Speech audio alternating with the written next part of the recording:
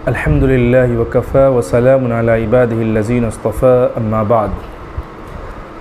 अन अब्दिल्लाह इब्न अब्बास रज़ियल्लाहु तआला अन्हुमा क़ाल क़ाल रसूलुल्लाह सल्लल्लाहु अलैहि वसल्लम इग़्तनिम ख़म्सन क़ब्ल ख़म्सिन शबाबक क़ब्ल हरमिक व सिह्हतक क़ब्ल सक़मिक व ग़िनाअक क़ब्ल फ़क़रिक व फ़राग़क क़ब्ल शुग़लिक व हयातक क़ब्ल मौतिक। रवाहुल हाकिम फ़िल मुस्तदरक फ़ी किताब रिक़ाब। मोहतरम सामईन व नाज़रीन, अभी मैंने आपके सामने एक हदीस पढ़ी है जिसके रावी हज़रत अब्दुल्लाह बिन अब्बास रज़ी अल्लाह ताला अन्हुमा है। ये रिवायत कई अहादीस की किताबों में मौजूद है, दूसरे सहाबा से भी ये रिवायत मरवी है, तिरमिज़ी के अंदर भी ये रिवायत मौजूद है। अभी जो मैंने आपके सामने रिवायत पढ़ी है इसे इमाम हाकिम ने ज़िक्र किया है। हज़रत अब्दुल्लाह बिन अब्बास रज़ी अल्लाह ताला अन्हुमा इस हदीस के रावी हैं। बयान करते हैं कि अल्लाह के नबी जनाब मुहम्मदुर रसूलुल्लाह सल्लल्लाहु अलैहि वसल्लम ने इरशाद फरमाया, 5 चीज़ों से पहले गनीमत जानो। 5 चीज़ों से पहले गनीमत जानो। इग़्तनिम ख़म्सन क़ब्ल ख़म्सिन। सबसे पहले आइए हम गनीमत को समझते हैं। गनीमत क्या है? आसान अल्फाज में याद रखिए, ये लफ्ज़ गनम से है।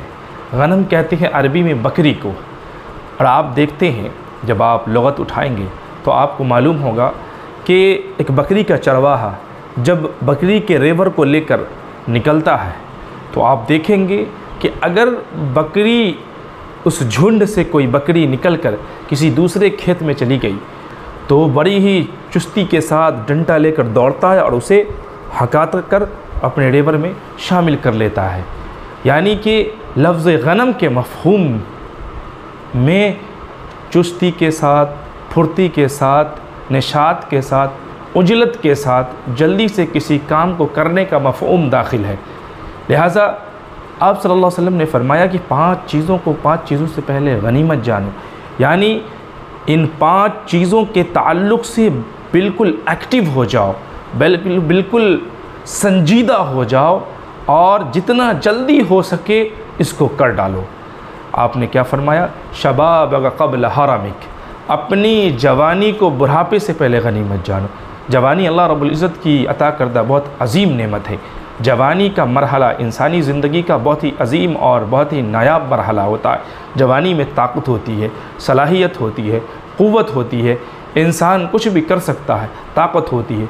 लिहाजा जवानी जो अल्लाह ने दिया है तो इस जवानी को इंसान को चाहिए कि वो लहव लइब में, ऐस परस्ती में, गुनाहों में न गुजारे, बल्कि इस जवानी को गनीमत समझे और अल्लाह रब्बुल इज़्ज़त की इबादत और रियाज़त में इसको लगा ले, क्योंकि इससे पहले कि बुढ़ापा आ जाए। जब बुढ़ापा आ जाएगा तो याद रखिए कि आप हर वो काम करने की कोशिश करेंगे जो आप जवानी में बआसानी से कर सकते थे, लेकिन बुढ़ापे में आप उसे नहीं कर पाएंगे। आप सोचेंगे काश कि मैं जवानी में इस काम को कर लिया होता। आपको अफसोस होगा, नदामत होगी और आप सोचेंगे काश कि मैं जवानी में इसे कर गुज़रता।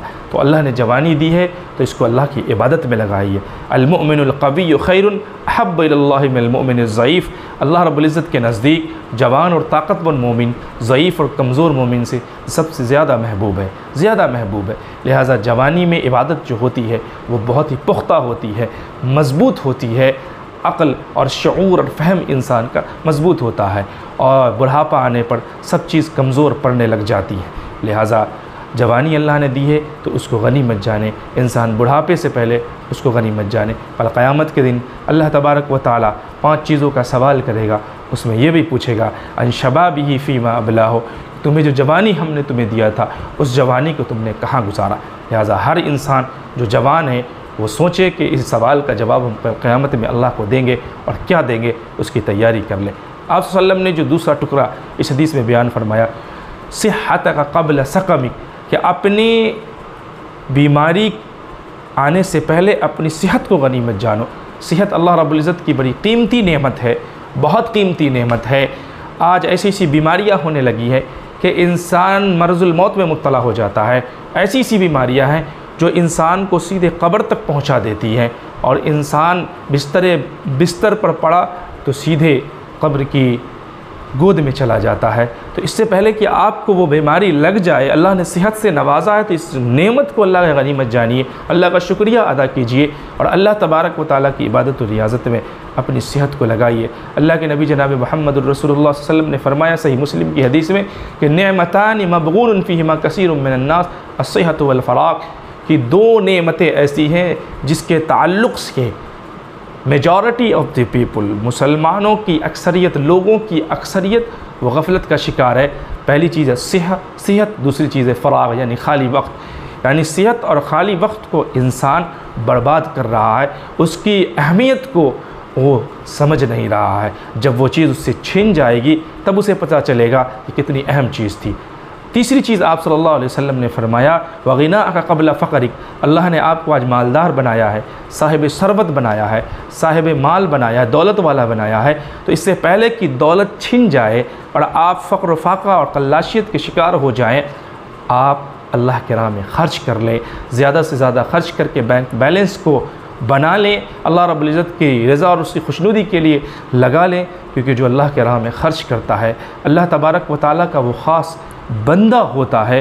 कुल या इबादियल्लज़ीना, अल्लाह रब्बुल इज़्ज़त कहता है ए नबी सल्लल्लाहु अलैहि वसल्लम आप मेरे उन बंदों से कह दीजिए जो ईमान लाए हैं, आमनू, और फिर उसके बाद अल्लाह कहता है वक़ीमुस्सलात व अनफ़िक़ू मिम्मा रज़क़नाहुम सिर्रन व अलानियतन, कि जो ईमान लाए हैं, ईमान लाने के बाद वो नमाज़ कायम करें और अल्लाह तबारक व तआला ज़कात दें और अल्लाह रब्बुल इज़्ज़त ने जो माल दिया उसको अल्लाह के राह में ख़र्च करते हैं, तो वो अल्लाह के बहुत ही ख़ास बंदे हैं, अल्लाह के बहुत ही ख़ास बंदों में उनका शुमार होता है। लिहाजा अल्लाह के राह में ख़र्च कीजिए, इससे पहले कि जिस दिन न कोई दोस्ती होगी और न कोई ख़रीदो फ़रोख्त होगा। लिहाजा अल्लाह रब्बुल इज़्ज़त ने आज आपको माल दिया है तो अल्लाह के राह में ख़र्च करके सदक़ा जारिया कर लीजिए ताकि कल क़यामत के दिन तक उसका सवाब मिल सके। कोई मस्जिद बना दीजिए, किसी मदरसे में मदरसा बना दीजिए, किसी गरीब की तालीम को उठा लीजिए, किसी गरीब की तालीम का इंतज़ाम कर दीजिए, किसी के लिए हैंड पंप गड़वा दीजिए, किसी को पानी का इंतज़ाम करा दीजिए।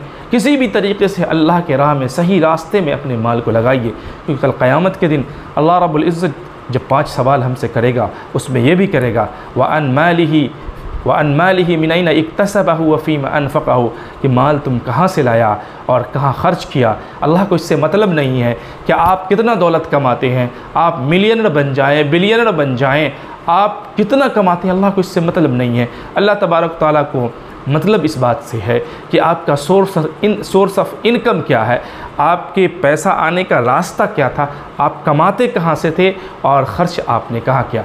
तो कमाई भी हलाल ज़राए से हो और ख़र्च भी हलाल जगह हो, सही जगह हो, तब जाके हक़ अदा होता है। और अल्लाह तबारक तआला इससे पूछेगा माल के बारे में, तो क्या जवाब देंगे, ये हमें और आपको तय करना है कि हम अपना माल कमा कहाँ से रहे हैं और ख़र्च कहाँ कर रहे हैं। लिहाजा माल अगर अल्लाह ने दिया है, तमगड़ी दी है, तो उसको फ़क़्र फ़ाक़ा आने से पहले ख़र्च कर लीजिए, अल्लाह की रज़ा के लिए, खुशनुदी के लिए लगा दीजिए, ताकि अल्लाह रब्बुल इज़्ज़त के यहाँ उसका अच्छा बदला मिल सके। चौथी चीज़ जो आप सल्लल्लाहु अलैहि वसल्लम ने फरमाई व फ़राग़ क़ब्ल शुग़लिक, कि अपने खाली औक़ात को अपनी मशगूलियत से पहले गनीमत जानो।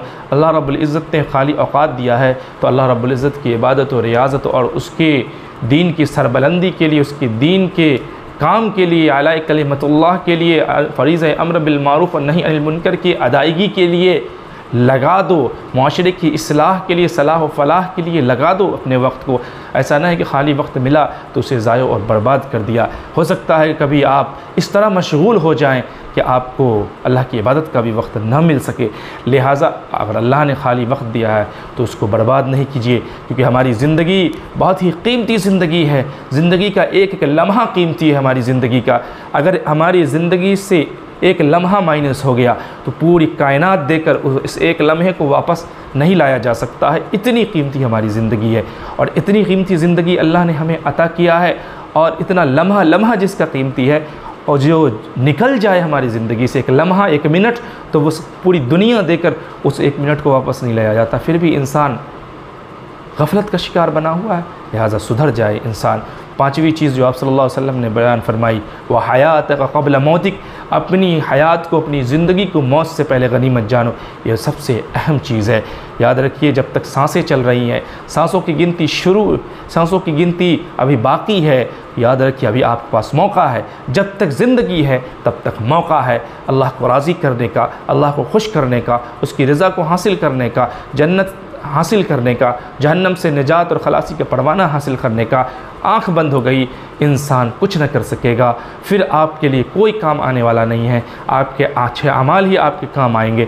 लिहाजा ज़िंदगी की जो औकात अल्लाह ने दिए हैं, ज़िंदगी के जो अय्याम है, जो उम्र है, इसको अच्छे कामों में लगाइए, अमल सालिहा में लगाइए, तक़वा और परहेज़गारी में लगाइए, अल्लाह की रज़ा और खुशनुदी के लिए लगाइए। जिससे अल्लाह राज़ी होता है उसके लिए लगाइए, जिस चीज़ से अल्लाह नाराज़ होता है उसको छोड़ दीजिए।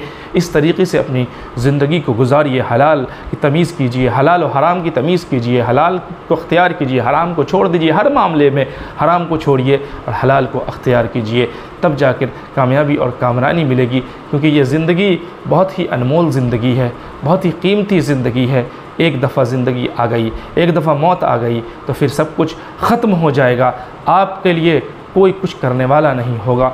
लिहाजा आपका आमाल सालिहा ही आपके लिए कामयाबी का ज़ामिन होगी। लिहाजा अगर अमल सालेह नहीं करते हैं तो कब्र की कोठरी में, काल कोठरी में आपके लिए नुकसान ही नुकसान होगा, क़यामत तक के लिए नुकसान होगा, परेशानियां होंगी, तकलीफ़ें होंगी। अगर ज़िंदगी के अय्याम को हम गनीमत समझते हैं, क्योंकि अन अम्रिही फ़ीमा अफ़ना हो, अल्लाह उस पास सवालों में से ये भी पूछेगा कि उम्र जो हमने दिया था उसको कहाँ गुजारी। 50 साल, 60 साल, 70 साल की ज़िंदगी दी थी, 100 साल की ज़िंदगी कहाँ गुजारी, कैसे लगाई, अल्लाह की रज़ा के लिए लगाई, उसको नाराज़ करने के लिए लगा दिया। ये इंसान अपनी ज़िंदगी पर गौर करे कि अब तक जो हमने ज़िंदगी गुजारी है, हमने अब तक अल्लाह को राज़ी करने वाले कितने काम किए और अल्लाह को नाराज़ करने वाले कितने काम किए। ये जब इंसान के अंदर ये जज्बा पैदा होगा, इंसान के अंदर ऑटोमेटिक तक़वा की सिफ़त पैदा होगी, फिर वो अपनी ज़िंदगी को सही मनहज और सही तरीक़े के मुताबिक गुजारेगा। लिहाजा ज़रूरत इस बात की है कि ये फ़िक्र आखिरत पर उभारने वाली हदीस है और झिझोरने वाली हदीस है कि हमारी ज़िंदगी रोज़ बरोज़ इख्तिताम की तरफ जा रही है, हम अपने कब्र की तरफ जा रहे हैं और हमें उसकी तैयारी की कोई फ़िक्र ही नहीं है। लिहाजा तैयारी करें, फ़िक्र करें, तैयारी से पहले फ़िक्र करें। फ़िक्र होगी तो तैयारी होगी। आज तैयारी नहीं हो रही, इसका मतलब है कि हम फ़िक्र नहीं है हमारे अंदर। एक बच्चा एग्ज़ाम की तैयारी कर रहा है, कुछ उसको फ़िक्र है। एक माँ बाप अपने बच्चों की शादी की तैयारी कर, कुछ उन्हें फ़िक्र है कि मेहमान आएंगे। लिहाजा जब तक फ़िक्र नहीं होगी, तैयारी नहीं होगी। फ़िक्र पैदा कीजिए तो तैयारी ऑटोमेटिक होने लगेगी। अल्लाह रब्बुल इज़्ज़त से दुआ है, अल्लाह रब्बुल इज़्ज़त हम सबको सही समझ अता फ़रमाए और अपनी ज़िंदगी कुरान और हदीस के मुताबिक चलने की तौफ़ीक़ अता फ़रमाए। आमीन। व आखिर दावाना अनिल हम्दुलिल्लाह।